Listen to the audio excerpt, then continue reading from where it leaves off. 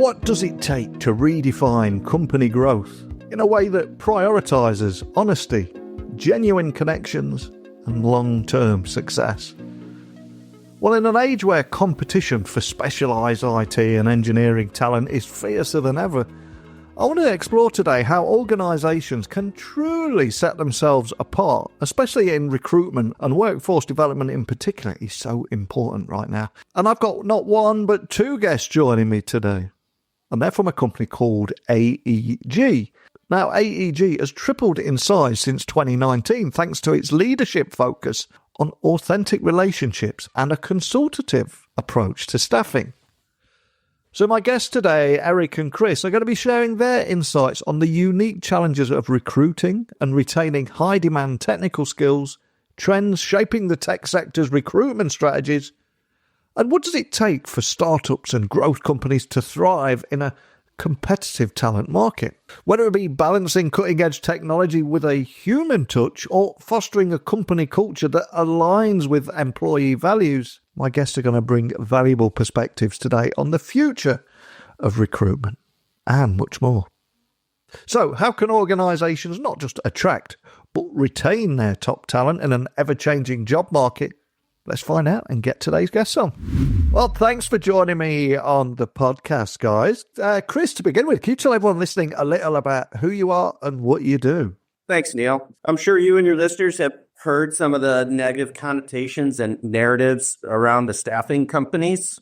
That truly is what brought me here today. As you mentioned, my name is Chris Rakel. I've been in the business for almost 2 decades and the majority shareholder of AEG since 2019. Over the past 5 years, I've had the privilege of leading the company through a period of incredible growth, nearly tripling its size and redefining what success looks like in our industry.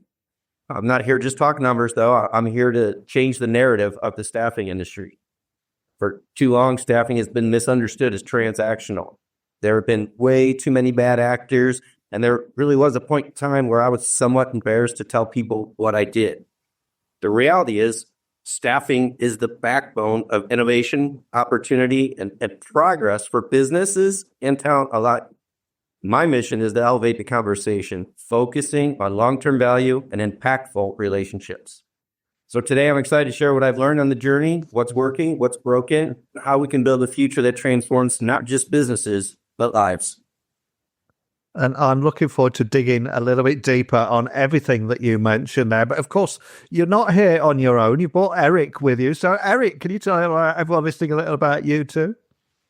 Yes, Neil. Really, again, appreciate you having us on the podcast. Excited to talk about AEG and all things staffing.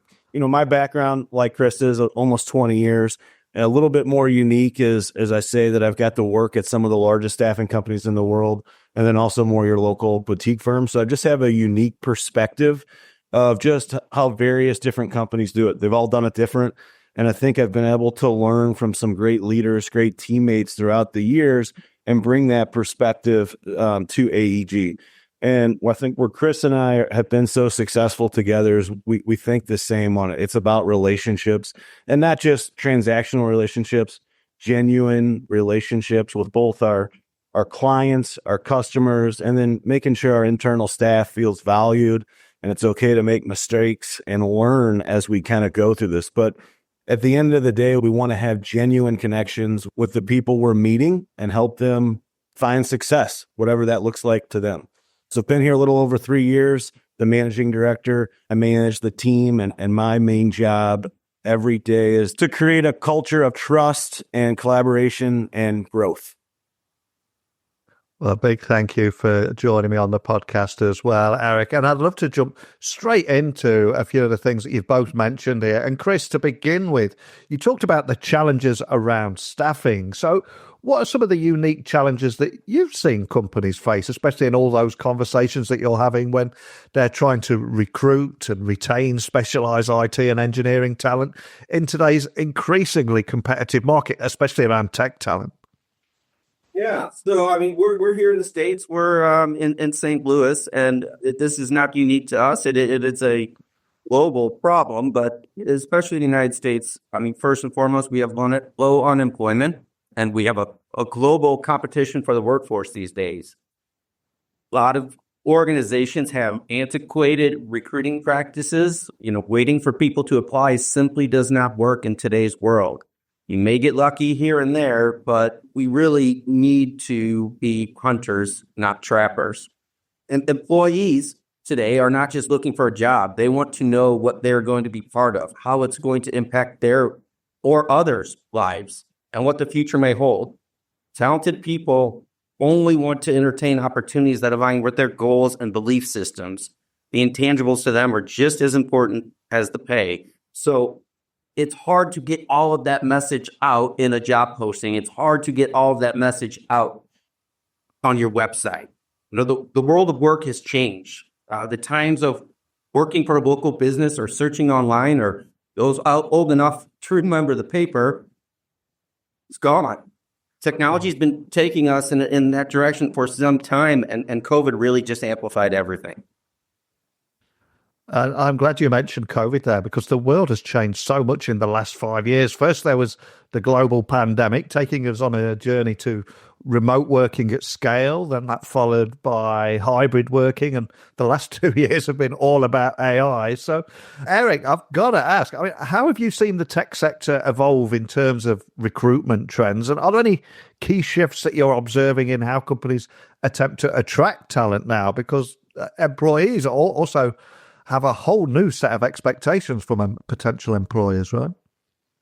No, yeah, you both just touched on it. I think COVID, I remember I tell our team, pre-COVID, we had our eyes on every candidate in the office. We handed off every interview in person. It was much more regionalized operation. And it was so much more in those personal relationships that you created through meeting and in person and understanding, where now it's, as Chris mentioned, it's a global fight for talent and companies allowing people to work from home. You've had to change. And so when you're on these calls and talking to people, it's much more about the why at the company. And it's much more direct of the value that you can add as a staffing firm and what you're doing to attract talent. So you've had to change. And I think, understanding what companies are offering, what the person is doing in the job, and understanding what the candidates are looking for are some of the core areas that we really focus on to understand the needs. And then, as you both touched on, automation and AI are, they're increasing, and every day you're getting inundated with new tools and trying to understand what those tools can do to help the process, but also making sure you're keeping the authenticity of the relationship and making sure you're still truly understanding what the company and the candidates are looking for. And of course, we're not just talking about large enterprises here. So, but on behalf of any startup founders that could be listening to our conversation today, Chris, any strategies that you think startups and companies that are going through somewhat of a growth mode, what should they be doing or what should they be adopting to effectively compete for high demand technical skills? Because it's quite an uphill struggle, especially when large enterprises are coming in and swooping some of that best talent. Oh, absolutely. It's unique, and it's a challenge that every company hopefully will experience. Obviously, every company was a startup at some point in time, and everybody wants to grow. That is the purpose of being in business. So when you're in hyper growth mode or a startup status, the biggest problem always and forever will be cash flow. Labor is typically your largest cost, and unfortunately, it's just not something you can ever cut a corner with. Just keep in mind that the old saying, you give what you pay for, it exists for a reason. So from an advice standpoint, what I would share with people is, unfortunately, take the budget you have in mind and add 20%. That sounds crazy. It sounds really simple, but the market is tighter than you think. And believe it or not, there is risk for employees when joining an organization that's in one of those statuses. Another piece of advice I would share is hire specialty skills and really train the mundane. Too often I've seen companies try to go inexpensive and they'll hire a generalist in hopes of upskilling them to really complete what it is they need. And my advice would be do the exact opposite. Hire someone overqualified if they believe in the company, if they believe in the mission, the product. they will be more than happy to wear multiple hats. Contract to hire is, in my opinion, is the responsible way to hire.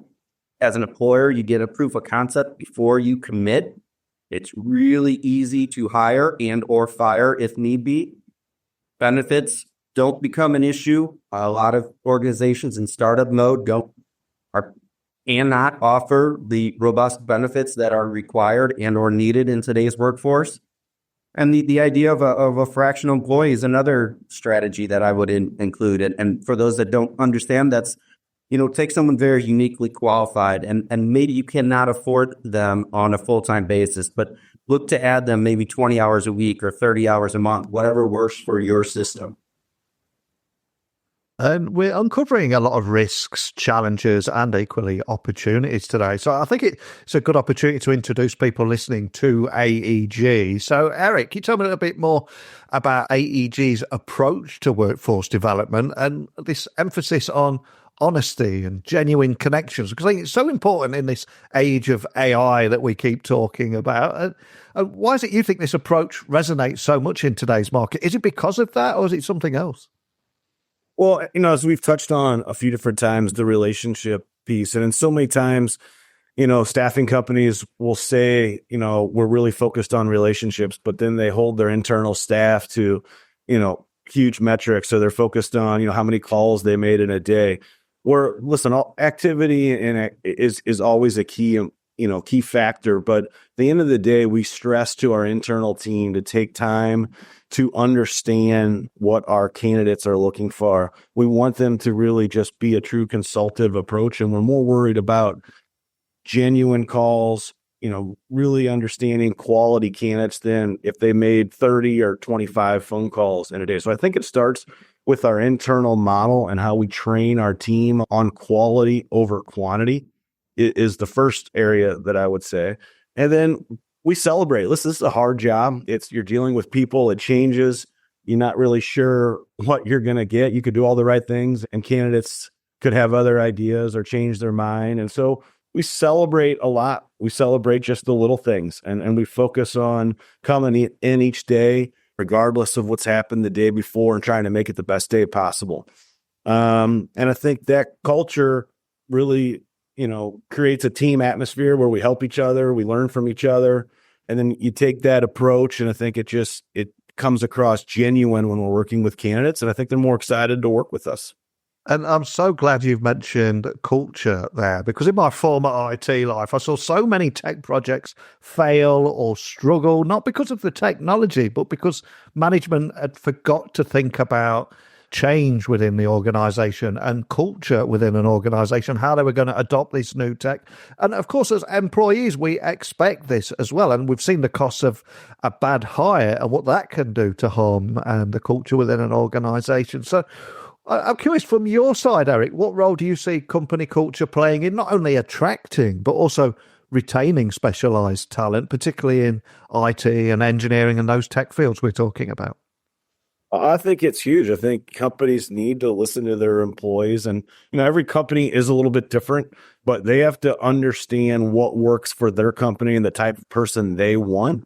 And I think once they understand that, and they just need to effectively communicate that to their employees, so there's clear expectations. I think one of the biggest mistakes companies make is that, they say all the buzzwords, but they don't implement them. And I think if you really create an open line of communications and create clear expectations of what your employees are going to get, and you have managers follow through on that, I think you're going to do a great job of retaining talent. I think if you have managers that aren't following through with your company culture or what you're preaching, I think you're going to experience turnover because as we've talked about a few different times, 5 years ago, most companies were competing regionally for talent.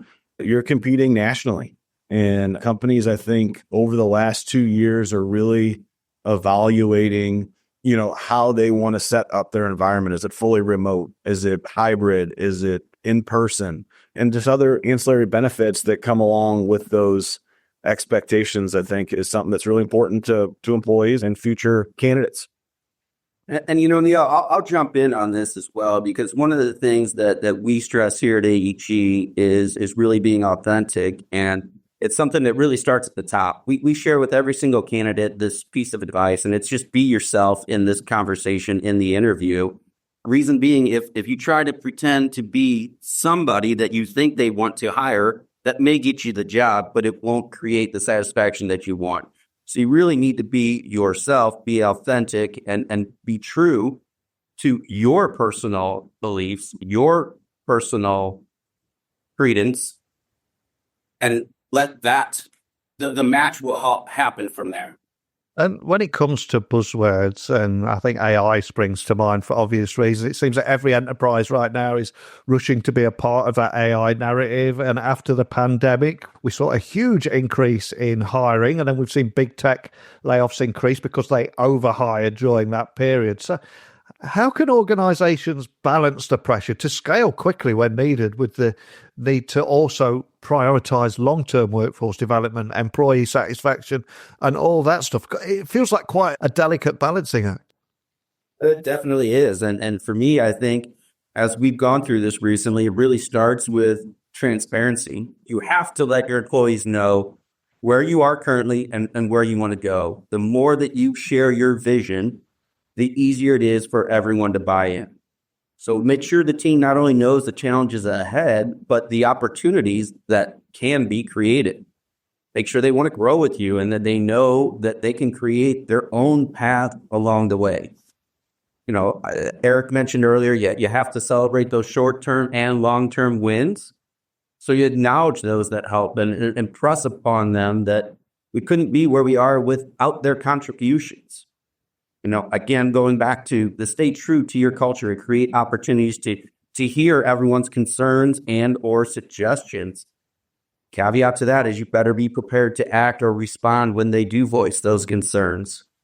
And another thing, again, with AI is a wonderful tool, but it's here to empower us and to help automate processes, not to replace. So I look for tools that can provide the opportunity to streamline processes, not replace people.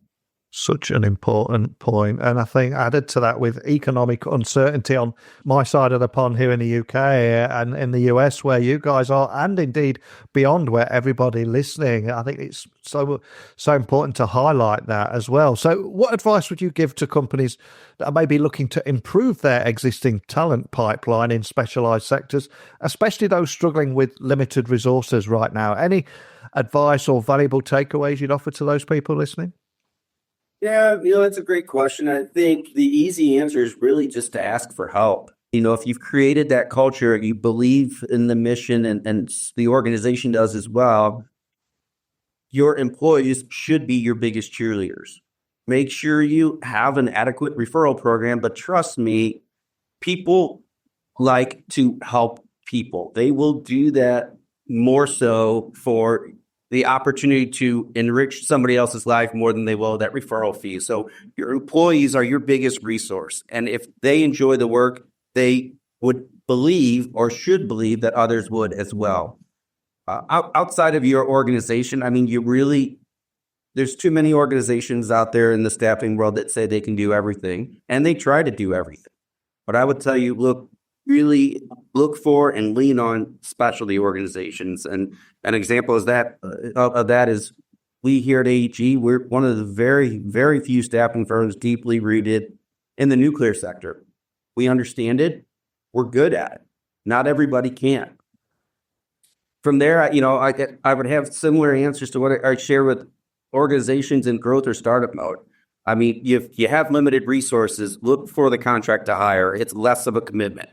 Focus on the specialty skills and ask people in the organization to wear many hats. And if they understand where we're going, they will have no problem doing so. Fractional employees, once again, that's another option for those with limited resources. And we're recording this conversation today in January 2025. It's that magical time of year where we're all thinking of or planning for the future, how we're going to do things differently. So, Eric, how do you see the recruitment and workforce development scene evolving throughout the next few years, especially as the tech sector continues to evolve? And what role do you see technology playing in shaping some of these changes? It feels like there's a lot up for grabs at the moment. Yeah, I think you're going to have all kinds of different ways that it's going to change, between automation and AI. I think the real question is going to be how different companies want to use it. Are companies going to want to just take a non-personalized approach? And there are tools out there that can automate finding resumes and submit, candidates, but there's no real relationship or understanding the why.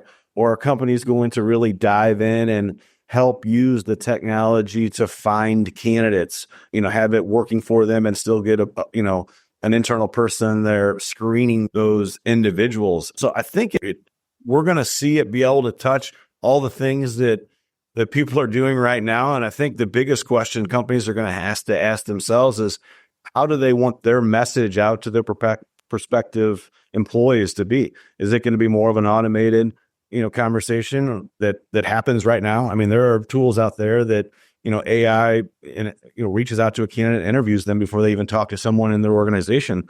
Or is it going to be more of a consultative relationship, human interaction that really talks about the company culture, the values, the why, they want to work there and why they should want to work there? Because, as you guys are talking, one of the things that just really came to mind is I meet with clients every day, and pretty much every single one of them will say, we have a great company culture. And what a lot of them fail to do, though, is explain why their company culture. They'll say the buzzwords like benefits, but, benefits are different to everybody. I think truly understanding who you're attracting as talent and what benefits and what company culture means to them is really important to have a strong culture and a strong team. Yeah, I would add to, I think we are on the precipice of some major changes in the world of work. And those that I believe, those that are going to be successful are really going to be able to mirror or marry, I should say, technology and culture.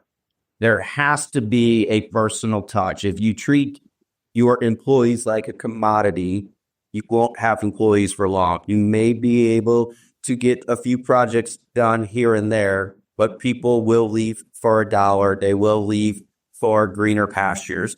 It's the ability to marry that technology to bring the automation to bring people in, or the AI to bring people in the door, but that culture to keep them. I think those are the people and those are the organizations that are going to continue to have success. And I think that's a perfect moment to end on. Thanks so much for sharing your insights today. But before I let you go, I want to find out a little bit more about your own personal stories and focus on the human connection that we've talked about today, because it is so important. So to begin with, Chris, none of us are able to achieve any degree of success without a little help along the way. And there's usually someone that's seen something and has invested a little time in us. So is there a particular person that maybe you're grateful towards who's helped you get you where you are today that we could maybe give a little shout out to today? Yeah, I think that's a great question, and one that I reflect on quite often. And to be honest, I don't know if there's just one person that I could single out. I truly believe that every interaction, whether positive or not, has played a part in my success. I believe I draw strength from all the people that have supported me. I look for motivation from those that have doubted me, and resolve from those that have challenged me. All are critical to success. To me, success really isn't an accident. It's a result of focus, strategy, knowing how to leverage every situation. I believe I had the foresight and to recognize and seize opportunities, the resilience to turn my challenges into stepping stones. And the most important thing is I've learned how to pick myself up after making mistakes. And there have been plenty of mistakes. I haven't just learned from my experiences. I've learned how to capitalize on them. So short answer is I don't know that there's any one person, but every person that I've ever interacted with has played a part in my success. Wow, that's such an amazing point to make, a powerful answer. And there's a real pressure on, I think, everyone, both myself and for yourselves and everybody listening, to be in this state of continuous learning, especially with the speed of technological change continuously ramping up. And there's also that fear that maybe it's never going to move this slow again. So, Eric, as someone that is leading the way in this space, where or how do you self-educate? Any tips or advice you can share there?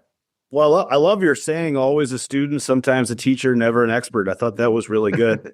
And I would just say in general, I think I'm just naturally curious. I love to ask questions.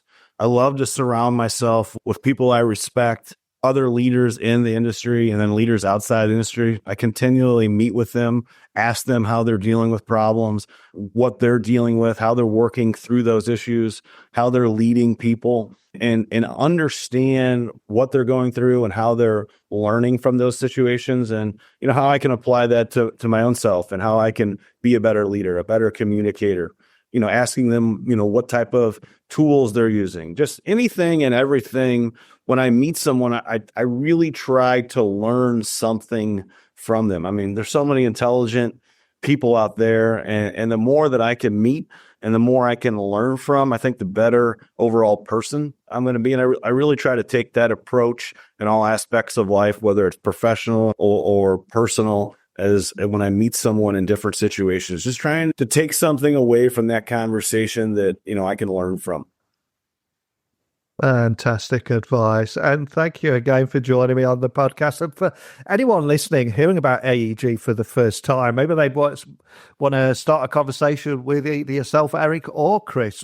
Where would you like to point everyone listening? On our website, aeg-inc.com is where you can find more information about the company. Chris and I are both on LinkedIn, Eric Ormson and Chris Rakel. And then we also, are continually posting on LinkedIn on our company page at AEG. Well, I think it's such an important topic right now. So thanks again for sharing your perspective on the unique challenges of recruiting and nurturing talent, shining a light on some of those unique challenges of recruiting and retaining specialised IT and engineering talent, and also some of the strategies for startups and companies in growth mode to compete effectively for high-demand technical skills. And not only that, what I've particularly enjoyed is hearing more about some of those trends that you're seeing in recruitment, from all those conversations that you're having with clients around the world and the impact that you're seeing it having. I'd love to hear the thoughts from the people listening, business leaders listening and startup founders, to hear their perspectives. But thank you for starting this conversation today. Thanks for having us. Really appreciate the conversation. Yes, thank you, Neil. Really appreciate it. Nice to meet you and look forward to hearing it. So as we wrap up today's conversation with Eric and Chris from AEG, I think it's clear that the key to a successful recruitment strategy lies in so much more than just filling positions. Whether it be focusing on honesty, authenticity, and quality over quantity, organisations can create a meaningful impact that extends beyond the hiring process. And that can be from adapting to the demands of a remote or hybrid workforce to blending technology with a personal touch. Big thank you to Eric and Chris for providing actionable strategies for thriving in today's competitive tech world. But over to you, what stood out to you most in today's discussion? Are you seeing similar trends in your industry? Do you have a unique perspective that you would like to share? I'd love to hear your thoughts. So don't forget, check out AEG's work, and if you're looking to learn more, and if you want to carry on the conversation, email me, techblogwriter@outlook.com, LinkedIn, X, Instagram, @Neil C. Hughes. Easiest guy in the world to find. And I am going to a lot of tech conferences throughout January and February. So if you'd like to meet me in person, maybe we can grab a hot coffee or a cold beer as well. But that's it for today. Time for me to get out of here now. I will speak with you all again tomorrow, but bye for now.